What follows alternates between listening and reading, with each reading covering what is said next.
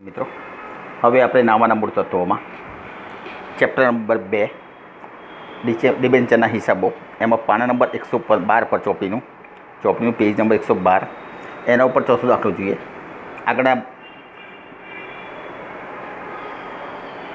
આગળના વિડીયોમાં આપણે થિયરી જોઈ હતી। હવે આપણે દાખલા ચાલુ કરીએ। દાખલા બધા શેરમૂડીના વ્યવહારો જેવા જ દાખલા છે। તો ચોથો દાખલો વાંચીએ। સચિન માર્બલ લિમિટેડે 100નો 1 એવા 12,000 ડિબેન્ચર જાહેર જનતા માટે બહાર પાડ્યા। ડિબેન્ચર પર વાર્ષિક 10% લેખે વ્યાજ આપવાનું છે। ડિબેન્ચર દીઠ નીચે મુજબ નાણાં મંગાવવામાં આવ્યા હતા। અરજી વખતે 30, મંજૂર વખતે 45, હપ્તા વખતે 25। કંપનીને 15,000 ડિબેન્ચર માટે અરજી મળી। 12,000 ડિબેન્ચર મંજૂર કરી, વધારાની ડિબેન્ચર અરજીઓ નામંજૂર કરી, અરજદારોએ નાણાં પરત કર્યા। ડિબેન્ચર પર મંગાવેલ મંજૂરી અને હપ્તાની રકમ પૂરેપૂરી મળી ગઈ હતી। કંપની ચોપડી જરૂરી આમનોંધ લખો। મિત્રો દરેકની 2 આમનોંધ થાય શેરમૂડીની જેમ જ। તો પહેલી આપણે આમનોંધ લખીએ। એક તો પહેલાં જોઈએ તો અરજી વખતે 15,000 ડિબેન્ચર છે, એને 30 રૂપિયા લખી 4,50,000 મળે। એમાંથી નામંજૂર 3,000 અરજી કરી, એના 30 રૂપિયા લખી 90,000 પરત કર્યા, એટલે 3,60,000 ડિબેન્ચર મૂડી થશે। મંજૂર વખતે 12,000 ડિબેન્ચર 45 લખી 5,40,000, હપ્તા વખતે 12,000 ડિબેન્ચર 25 લખી 3 લાખ રૂપિયા। પહેલી એન્ટ્રી આપણે શેરમૂડી પડતી તે જ પ્રમાણે બેંક ખાતે ઉધાર તે 10%ની ડિબેન્ચર અરજી ખાતે। પહેલાં આપણે શેર અરજી ખાતે લખતા હતા, ઇક્વિટી શેર અરજી ખાતે। અહીંયા ફક્ત 10% ટકા આપેલા છે, 10%ની ડિબેન્ચર અરજી ખાતે 4,50,000, 4,50,000।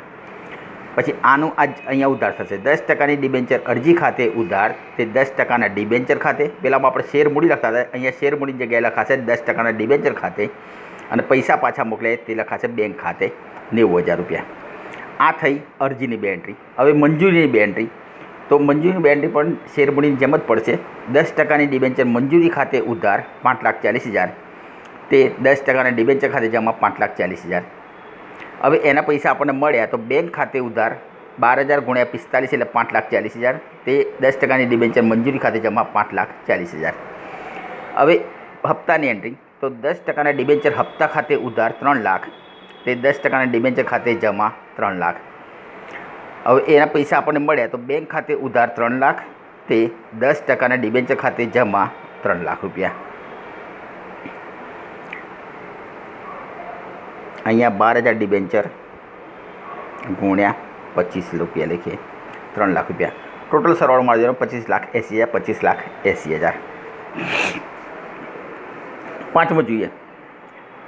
ગરવી કોટન લિમિટેડે 501 10%ના 6,000 ડિબેન્ચર 40% પ્રીમિયમ બહાર પાડ્યા હતા, જેના પર ડિબેન્ચર દીઠ નાણાં નીચે મુજબ ભરવાના હતા। અરજી સાથે 200, મંજૂર હતી 300, આખરી હપ્તા વખતે 200। આ 300માં પ્રીમિયમ છે। પ્રીમિયમ આપણને 40% પ્રીમિયમ કહ્યું છે। 500ના 40% એટલે 200 રૂપિયા પ્રીમિયમ થાય, તો આમાં 200 રૂપિયા પ્રીમિયમ છે એટલે 100 રૂપિયા શેરમૂડી છે। કુલ 90,000 ડિબેન્ચર્સ માટે અરજીઓ આવી હતી, જેમાંથી વધારાની અરજીઓ નામંજૂર કરી તેના પર નાણાં પરત કરવામાં આવ્યા હતા। મંજૂરી અને હપ્તા વખતે મંગાવેલ પૂરેપૂરી રકમ મળી ગઈ હતી। કંપનીને ચોપડે આમનોંધ પસાર કરો। પહેલાં મિત્રો આપણે ગણતરી અહીં જોઈ લઈએ। તો આપણે અહીંયા 6,000 ડિબેન્ચર બહાર પાડ્યા છે, આપણને 9,000 અરજીઓ મળી છે, 3,000 અરજી વધારે મળી છે। તો પહેલાં તો અરજી સમયે આપણને 9,000 લેખે 200 લેખે 9,000ના 18 લાખ મળ્યા। એમાંથી નામંજૂર 3,000 અરજી કરી તો 20 તારીખ 60 એટલે 6 લાખ રૂપિયા પાછા આપ્યા, તો બાકીના 12 લાખ રૂપિયા ડિબેન્ચર રકમ થઈ। પછી 500ના ડિબેન્ચર પર 40% પ્રીમિયમ એટલે 200 રૂપિયા પ્રીમિયમ થાય। તો મંજૂરી સમયે આપણે 6,000 ડિબેન્ચર ઉપર 100 લેખે શેર ડિબેન્ચરની રકમ મંગાવી 6 લાખ, અને પ્રીમિયમની રકમ 600 ડિબેન્ચર ઉપર 200 રૂપિયા લેખે 12 લાખ રૂપિયા મંગાયા, 18 લાખ મંગાયા। આખરી હપ્તા વખતે 6,000 ડિબેન્ચર પર 200 રૂપિયા લેખે 12 લાખ મંગાયા। આમનો જોઈએ મિત્રો। પહેલી એન્ટ્રી અરજીની। બેંક ખાતે ઉધાર તે 10%ના ડિબેન્ચર અરજી ખાતે જમા 18 લાખ, 18 લાખ।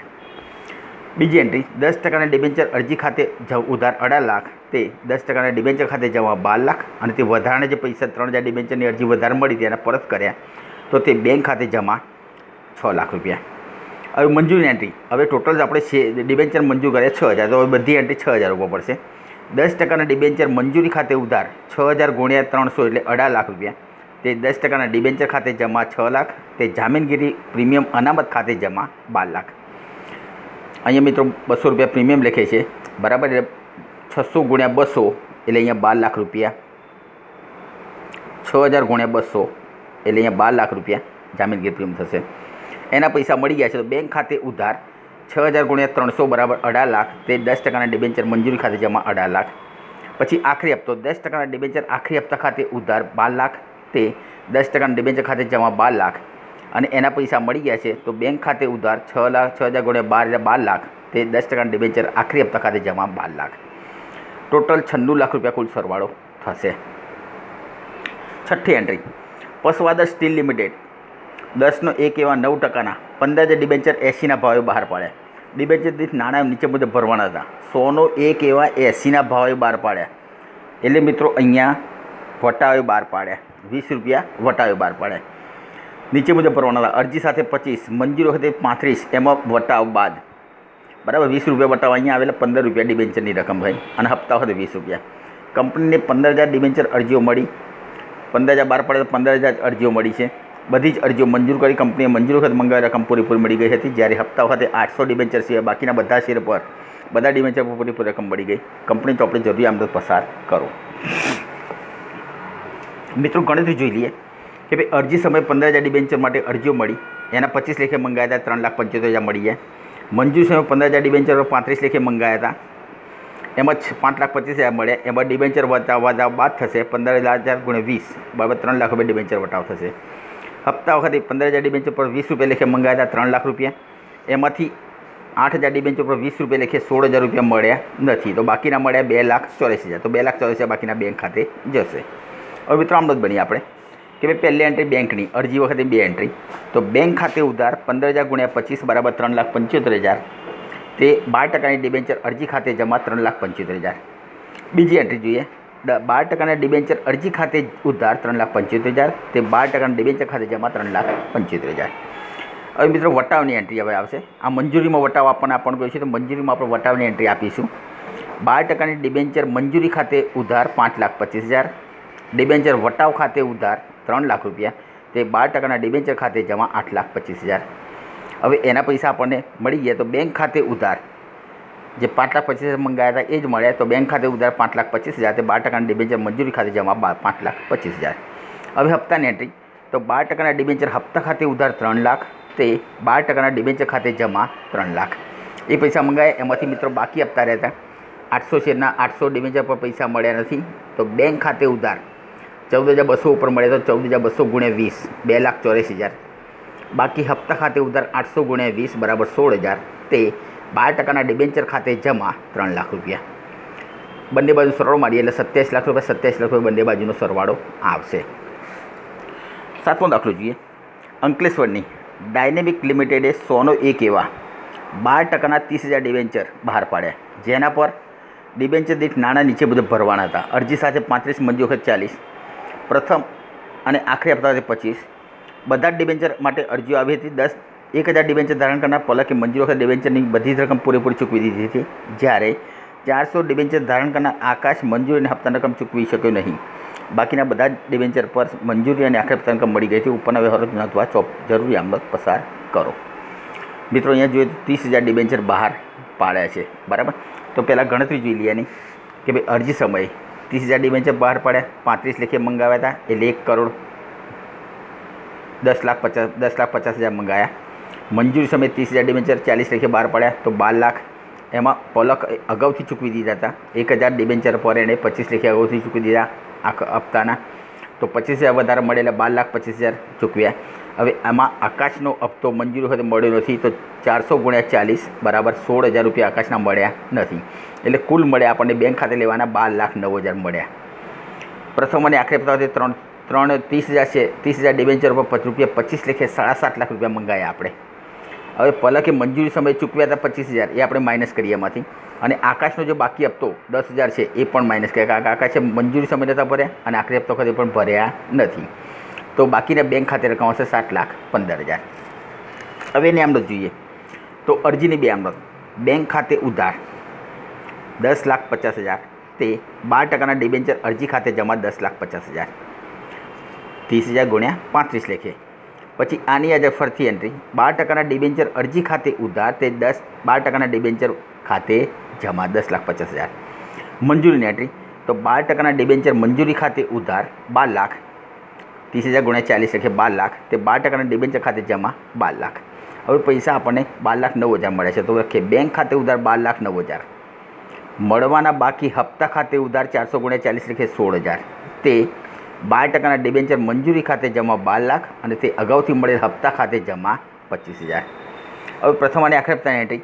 તો 12% ડિબેન્ચર પ્રથમ અને આખરી હપ્તા ખાતે ઉધાર 7,50,000, તે 12% ડિબેન્ચર ખાતે જમા 7,50,000. હવે એના પૈસા આપણને મળ્યા એની એન્ટ્રી આપે. તો બેંક ખાતે ઉધાર 7,15,000, ડિબેન્ચર મળવાના બાકી હપ્તા ખાતે ઉધાર 10,000.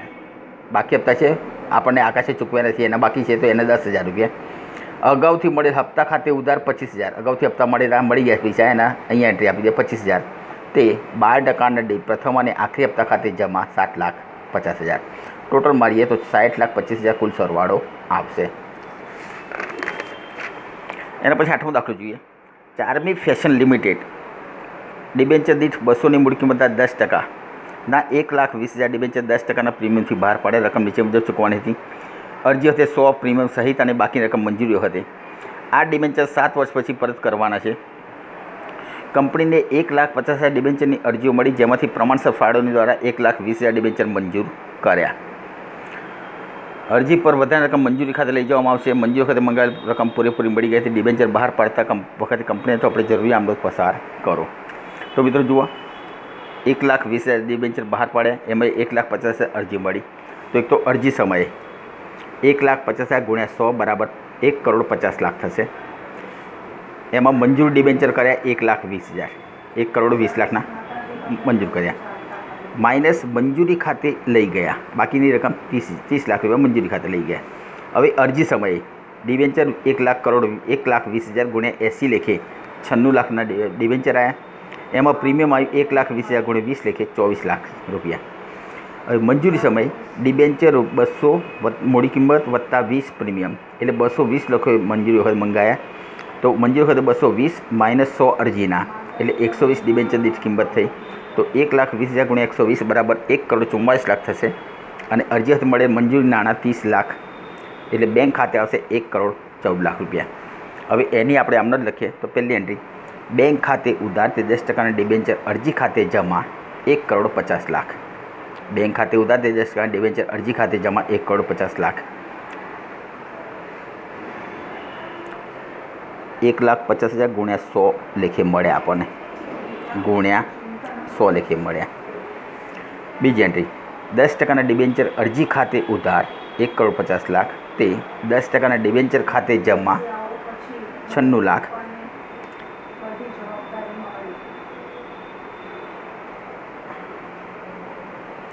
પછી જામીનગીરી પ્રીમિયમ અનામત ખાતે ઉધાર જમા 1,20,000 ગુણ્યા 20 અને તે 10% ડિબેન્ચર મંજૂરી ખાતે જમા 30 લાખ રૂપિયા. હવે મંજૂરી વખત પૈસા મંગાવ્યા હતા. 10% ડિબેન્ચર મંજૂરી ખાતે ઉધાર 1,44,00,000, તે 10% ડિબેન્ચર ખાતે જમા 1,44,00,000. હવે પૈસા મળી ગયા. તો બેંક ખાતે એમાંથી આ 30,000 રૂપિયા એડવાન્સમાં આપણને મળેલા 30 લાખ રૂપિયા, 30 લાખ રૂપિયા આપણે માઇનસ કરી નાખ્યા. તો બેંક ખાતે ઉધાર 1,14,00,000, તે 10%ના ડિબેન્ચર મંજૂરી ખાતે જમા 1,14,00,000 એટલે ટોટલ મળશે 5,58,00,000. બંને બાજુ સરવાળો. વિદ્યાર્થી મિત્રો, હવે આપણે જે 9મો દાખલો, પાલનપુરની જાનકી માર્બલ લિમિટેડે ડિબેન્ચર દીઠ 100ની મૂળ કિંમતના 11%ના 50 ડિબેન્ચર દીઠ 20ના પ્રીમિયમથી બહાર પાડ્યા. પૂરેપૂરી રકમ અરજી સાથે ભરવાની છે. કંપનીને 60,000 ડિબેન્ચરની અરજીઓ મળી, તેમાંથી 10,000 ડિબેન્ચરની અરજીઓ નામંજૂર કરી, તેના પરની રકમ અરજદારને પરત કરી, બાકીની અરજીઓ પર ડિબેન્ચર મંજૂર કર્યા. જાનકી માર્બલ લિમિટેડના ચોપડામાં ઉપરના વ્યવહારોની જરૂરી આમદોદ પસાર કરો. મિત્રો એની આમદોદ જોઈએ. બેંક ખાતે ઉધાર 72 લાખ રૂપિયા, તે 11%ના ડિબેન્ચર અરજી અને મંજૂરી ખાતે જમા 72 લાખ રૂપિયા. પછી બીજી એન્ટ્રી, 11%ના ડિબેન્ચર અરજી અને મંજૂરી ખાતે ઉધાર 72 લાખ રૂપિયા, તે 11%ના ડિબેન્ચર ખાતે જમા 50,000 ગુણ્યા 100 રૂપિયા લેખે આપણે જે બહાર પાડે ડિબેન્ચર એની મૂળ કિંમત થઈ. તો 11%ના ડિબેન્ચર ખાતે જમા 50 લાખ રૂપિયા. જામીનગીરી પ્રીમિયમ આપણે 20 રૂપિયા લેખે, તો 50,000 ગુણ્યા 20 લેખે જામીનગીરી પ્રીમિયમ 10 લાખ રૂપિયા. અને બાકીના ડિબેન્ચર જે પરત કર્યા 10,000 ડિબેન્ચર પરત કર્યા, કારણ કે આપણને 50,000ની જગ્યાએ 60,000 શેર માટે અરજી 60,000 ડિબેન્ચર માટે અરજી મળી હતી. તો તે બેંક ખાતે જમા 10,000 ગુણ્યા 120 લેખે પરત કર્યા, તો તે 12 લાખ રૂપિયા આપણે પરત કર્યા. ટોટલ સરવાળો થશે 1,44,00,000. 10મો દાખલો જોઈએ. દાહોદની મનસુરી લિમિટેડે 101 એવા 10%ના 8,000 ડિબેન્ચર 10% વટાવથી 1/4/17 રોજ બહાર પાડ્યા. ડિબેન્ચર પર નાણાં નીચે મુજબ ભરવાના હતા. અરજી સાથે 30 મંજૂર હોય તો 35 અને બાકીની રકમ છેલ્લા હપ્તા હતી. એટલે 30 ને 35 65 થયા, એટલે બાકીના 35 રૂપિયા છેલ્લા હપ્તા વખત થશે. કંપનીને 10,500 ડિબેન્ચર અરજીઓ મળી. 8,000 બહાર પાડ્યા, 10,500 અરજીઓ મળી, વધારાની 2500 અરજીઓ મળી. જેમાંથી 8,000 ડિબેન્ચર મંજૂર કર્યા. નહીં મંજૂર કરેલા ડિબેન્ચરના નાણાં અરજદારોને પરત કર્યા. ડિબેન્ચર પર મંગાવેલી બધી જ રકમ સમયસર મળી ગઈ હતી. ડિબેન્ચર બહાર પાડવાનો ખર્ચ 22,000 થયો. ડિરેક્ટર્સે નક્કી કર્યું ડિબેન્ચર બહાર પાડવાનો ખર્ચ ખાતે અને ડિબેન્ચર વટાવ ખાતે જે રકમ છે તે તેનો 1/5 ભાગ દર વર્ષે નફા નુકસાનના પત્રકમાં લઈ જઈને માડી વાળવો. ઉપરના વ્યવહારની કંપની ચોપડે ફક્ત પ્રથમ વર્ષની આમનોંધ આપો. મિત્રો, પહેલી બેંકની એન્ટ્રી અરજી સાથે તો બેંક ખાતે ઉધાર 10,500 શેર માટે અરજી, ડિબેન્ચર માટે અરજી મળી તો બેંક ખાતે ઉધાર 10,500 × 30 લેખે અરજી મળી તો 3,15,000. તે 10% ડિબેન્ચર અરજી ખાતે જમા 3,15,000. હવે એની બીજી એન્ટ્રી 10%ના ડિબેન્ચર અરજી ખાતે ઉધાર 3,15,000. તે 10% ડિબેન્ચર ખાતે જમા 2,40,000. તે બેંક ખાતે જમા 2500 શેરના 2500 ડિબેન્ચરના પૈસા પાછા મોકલે તો તે બેંક ખાતે જમા 2500 × 30 બરાબર 75,000.